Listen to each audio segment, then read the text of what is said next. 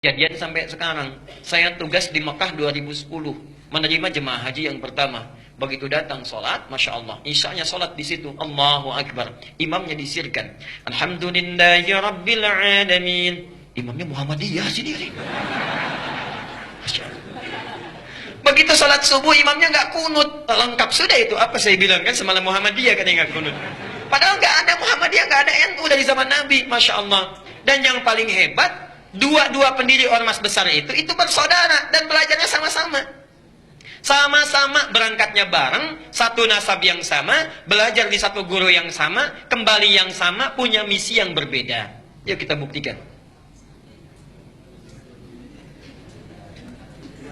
Saya agak panjangin sebentar nih ya.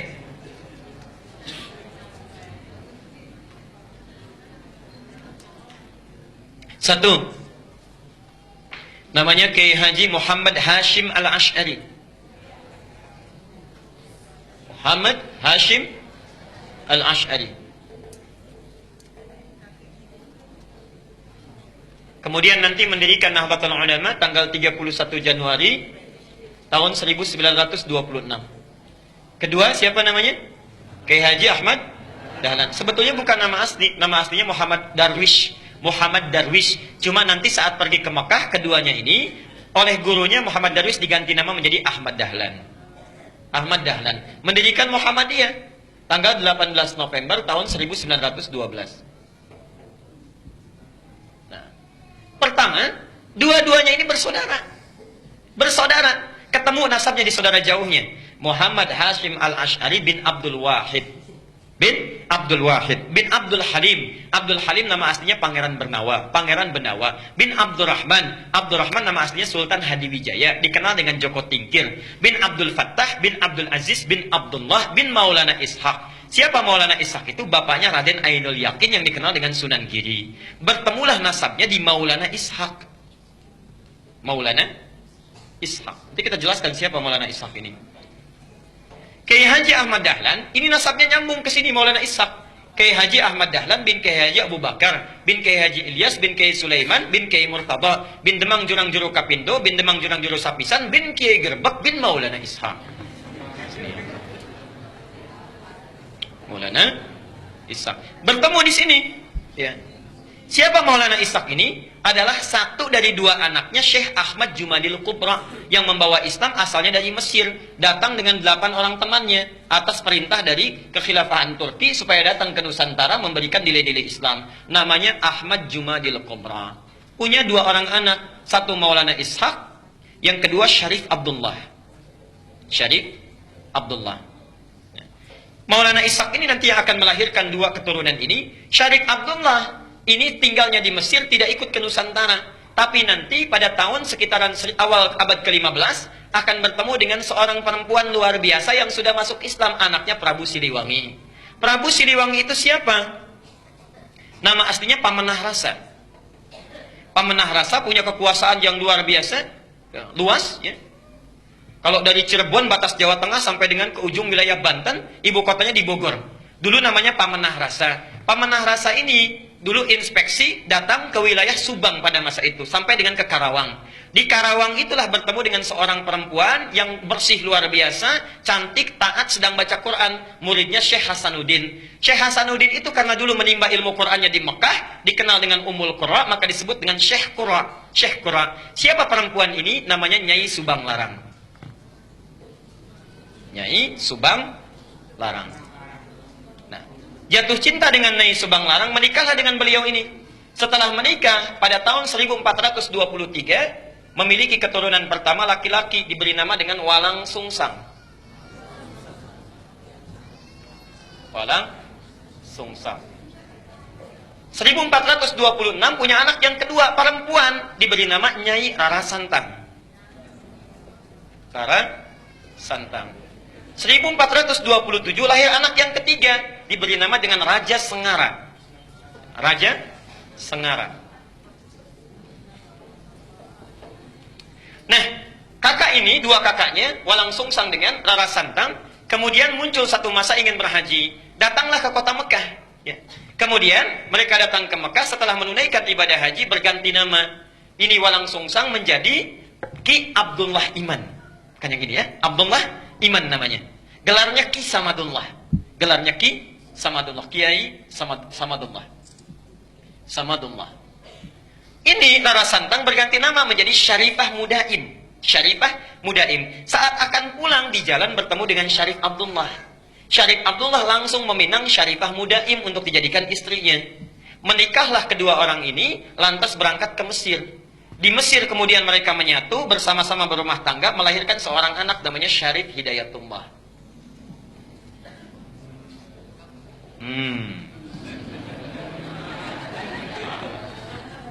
20 tahun belajar di sini, belajar dengan Syekh Ibnu Athaillah Al-Iskandari, belajar dengan ulama-ulama besar, sampai setelah matang kembali dia akan menengok kakeknya datang ke Prabu Siliwangi. Ya. Karena kakeknya tinggal di wilayah Jati, diberikan kekuasaan di situ, diangkatlah dan dikenal dengan Sunan Gunung Jati di kemudian hari. Itulah Syarif Hidayatullah, keturunan dari sini. Sedangkan Ki Samadullah pergi ke satu wilayah dikenal dengan Lemah Wungkuk. Minta izin pada bapaknya untuk memajukan wilayah itu. Di Lemah Wungkuk itu, Masya Allah, itu etnisnya campuran. Ada orang Cina, orang Arab, orang lokal, masih belum bagus. Minta izin supaya ditata. Campuran dalam bahasa lokal itu disebut dengan caruban. Oh, caruban. Begitu datang ke sini, ya, dikelola, dirawat dengan baik sampai tumbuh pesat luar biasa. Masya Allah, tiba-tiba melihatlah seorang anak perempuan, putri dari seorang pembesar Syah Bandar namanya Ki Gedeng Alang-Alang, punya putri namanya Nyai Kencana Larang. Kencana Larang. Ya. Menikah dengan Kencana Larang. Setelah menikah, untuk mengabadikan namanya maka disebut dengan Caruban Larang, Caruban Larang, Caruban Larang. Lisan orang sana menyebut Caruban, Caruban, Caruban, berubah sekarang menjadi Cirebon, Cirebon, Cirebon, Cirebon. Nah, muncul Cirebon. Ibunya Nyai Subang Larang sudah lama berumah tangga, ingin menengok. Di perjalanan lewat di satu daerah, ajalnya tiba, meninggallah di situ. Untuk mengenang sampai sekarang disebut dengan daerah Subang. Orang Subang belum tentu tahu itu. Nah, ya. Nah, terus apa cukup? Jadi muncul Cirebon.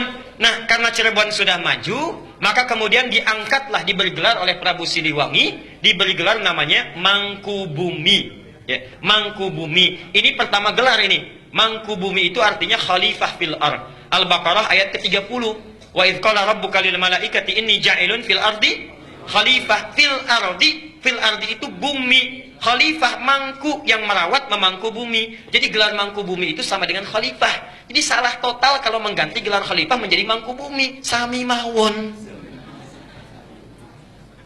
Khalifah itu ya mangku bumi. Itulah pertama kali gelarnya diberikan. Nah, yang ingin saya sampaikan, itu satu keturunan yang sama dari Ahmad Jumadil Kubra, punya anak itu. Kisah ini bukan fiktif, bisa dibaca. Yang paling bagus, judulnya Api Sejarah. Ada 2 jilid, karya sejarawan muslim namanya Ahmad Mansur Suryanegara. Ahmad Mansur Suryanegara yang dari Bandung.